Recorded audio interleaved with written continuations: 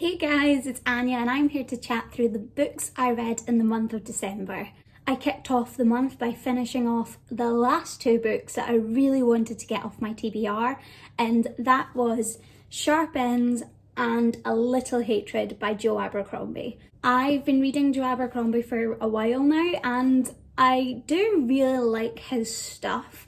I've only read the First Law World books, and those are all in a grimdark fantasy world. They follow a variety of characters but are all linked together, so you do have to sort of read them from the very beginning, starting with the Blade itself and then going on to the three standalones. I've had a bit of a love-hate relationship with Joe Abercrombie in the past, in that I genuinely really enjoy his stories. I find his characters really fascinating and very interesting to read. But the actual storytelling involves basically half philosophical musing in a very grimdark manner, which is incredibly fascinating, and half very bloody action. And while that's a lot of fun, the pacing of those two things has never quite worked right for me. That being said, Sharp Ends is a short story collection which is set in the years between the first trilogy and then the continuation trilogy of The Age of Madness. And I thought the way that these short stories were done was absolutely fantastic. I felt like because it was short stories, the pacing problems of this were all solved because we did just focus in on much smaller chunks.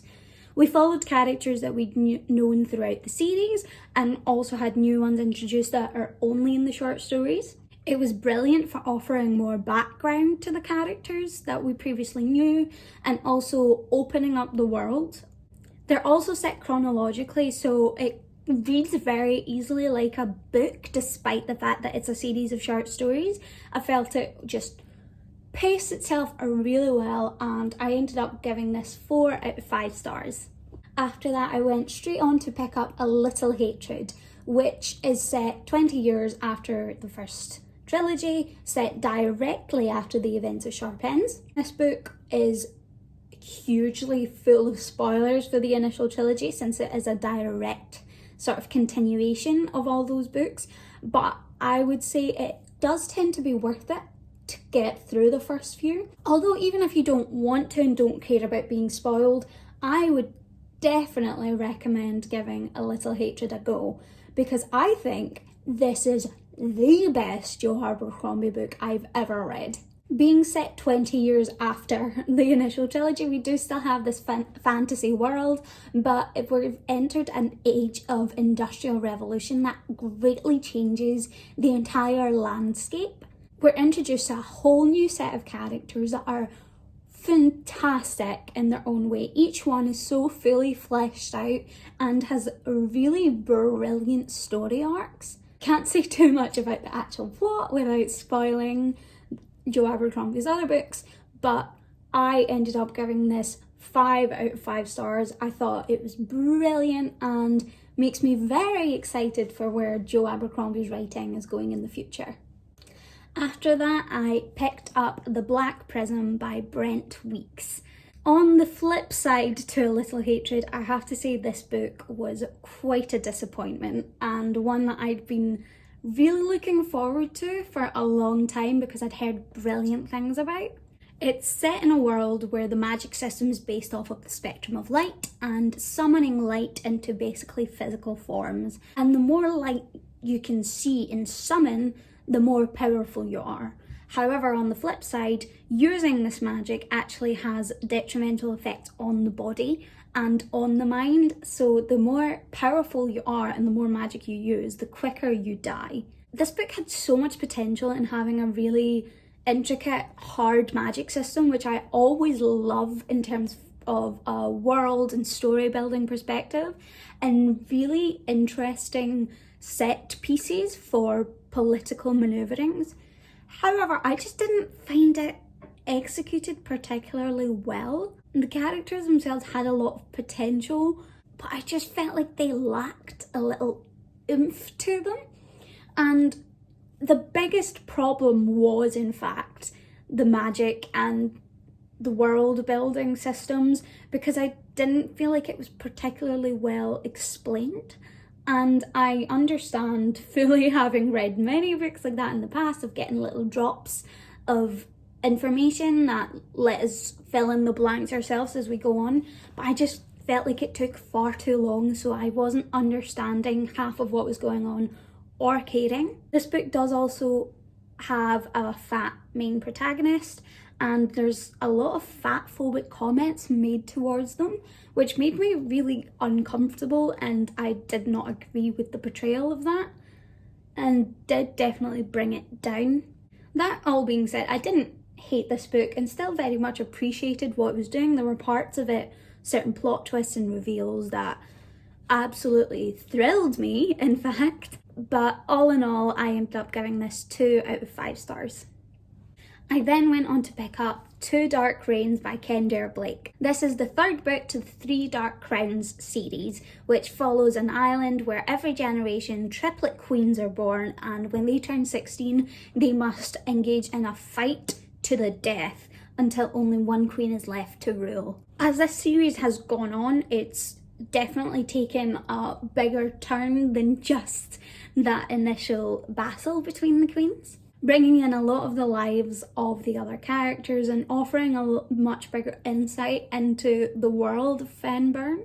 However, I think the more I read of this series, the less I start to enjoy it quite as much as I used to. I think that while the setting and the plot has this really dark sort of energy and the potential for a lot of moral exploration, it doesn't quite fulfill that, where some of the characters' choices and the internal conflicts that they have based off of their relationships, and particularly the queen's relationships with each other, seem very contrived. And my biggest problem with this, though, I think is a very personal one, and that is the naming conventions and the fact that there doesn't seem to be any consistency in it. I just find really jarring. We're of course in a high fantasy world here, so we've got lots of high fantasy names and places in particular, and characters like Arsenault. Yet a lot of the other first names, and especially surnames, are really Americanized, where we have the Malones and the Aarons, and having characters like Arsenault and Joseph right next to each other, exploring the islands of Fenburn, I found it really hard to take it seriously at times, because just something about that really brings me out of this book. I'm 3/4 of the way through this series though, so I am going to pick up the next book to see how it finishes. I'm gonna bear through the weird names. I've come this far. I ended up giving this 2 out of 5 stars. Next, I picked up Magnus Chase and the Sword of Summer by Rick Riordan. This is Rick Riordan's series about the Norse gods, where Magnus Chase, who may or may not be a relation to some characters we know from Rick Riordan's previous books, finds himself thrust into the world of Norse mythology. I was a bit skeptical going into this because I absolutely adore the Percy Jackson books and the Heroes of Olympus series, but I tried to read the new Apollo series that Rick Riordan has got and just could not find my stride with it and found it really difficult.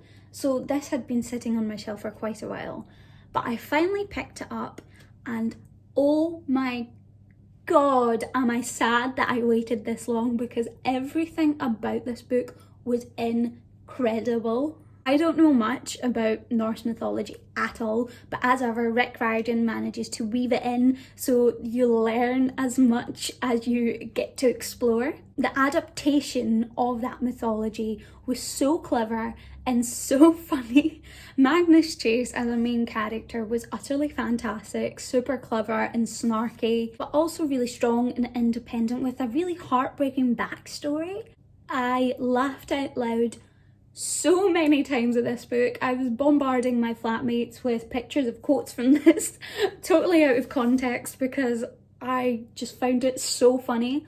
for any fans of Rick Riordan out there, I 100% recommend getting your hands on this because I gave it 5 out of 5 stars and I'm getting my hands on the next book as soon as I can. After that, I went on a little bit of a marathon of a graphic novel series, and that is Saga by Brian K. Vaughan. This is the first volume, which I had actually previously read a couple of years ago, but I decided to give this a reread since they're very quick anyway, being graphic novels, and to really get more context for the beginning of the story before I dove into the rest of the series. I've not read many graphic novels in the past, and I actually find them a little bit difficult, and I think I've realised why. And there's a reason that I always have been a big reader, and it's because I find actual visual media a little bit harder to concentrate on. And I think for that reason as well, graphic novels take me a little bit longer to read than they do for other people. I know other people have read this in like half an hour, but I found when I actually took my time, I ended up really loving this series. There are 2 races that have been at war for generations, and a man and a woman from opposite sides have come together and they have a baby. This baby is seen as an abomination and the family are hunted down across the galaxy. This is full of fantasy monsters and all the brilliant fantasy and sci-fi things you could want. As a warning as well, this is definitely 18 plus content. There's a lot of adult stuff in here that's not appropriate for a younger audience. But despite all that, still is so funny, really accessible, and I actually just had a blast reading through this graphic novel series. It's definitely motivating me to pick up more graphic novels in the future now that I've kind of figured out a vibe for myself on how to proceed with them. I'm talking about all of them sort of together because they're released in volumes that are comprised of consecutive chapters, so it is very easy just to keep going with them. So far, this is 100% a 5-star story for me. I'm really enjoying it and looking forward to seeing where the story goes. I do believe I'm gonna keep picking these up every once in a while. After that marathon of Saga, I decided to pick up Truthwitch by Susan Dennard. This is another high fantasy novel set in a world where there are different witches of different classes that have affinities to the different elements. And our main character is a Truthwitch, which means she can discern truth from lies, which makes her a very powerful political pawn if anybody knew of her power. So she and her best friend Isolde find ways to hide so that she may escape being used for political gain or even killed for the fact that she poses danger. The best thing about this book was the friendship between Safi and Isolde, which is a big focus of the story about how close these two are and how well they understand each other. And it's just a really wonderful example of female friendship. There was definitely also action and romance in this book, which I really enjoyed, but I didn't find had quite the same complexity I was maybe be looking for normally in a high fantasy. I don't really have that much to say about this book because it was mostly just, yeah, it was fine. In pretty much every aspect, that was my thought, that it was fine. It wasn't my favourite, it wasn't the worst book I read this month or this year for sure. I'm still undecided whether or not I'm going to continue with this series. I'm going to have to look at the reviews for the second book first. I ended up giving this 3 out of 5 stars. I then finished off the month and the year by reading Prudence by Gail Carriger. This is the second book of the Custard Protocol series, which is a direct continuation from The Parasol Protected It. It is set, as all of Gail Carriger's novels, in her supernatural Victorian society, where we have a lot of propriety, but all of that has been changed around as supernaturals become introduced into society.